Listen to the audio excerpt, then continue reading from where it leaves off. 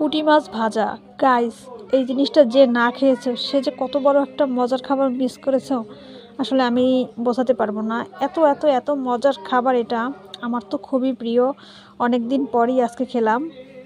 অনেকে আছে ছোট মাছ খায় না, সেজন্য এই মাছটা পছন্দ করে না। অনেকে আছে অতিরিক্ত কাটার জন্য এই মাছটাকে পছন্দ করে না। কিন্তু কাটার জন্য হোক আর ছোটোর জন্য হোক, একবার হলেও ট্রাই করা উচিত সবার।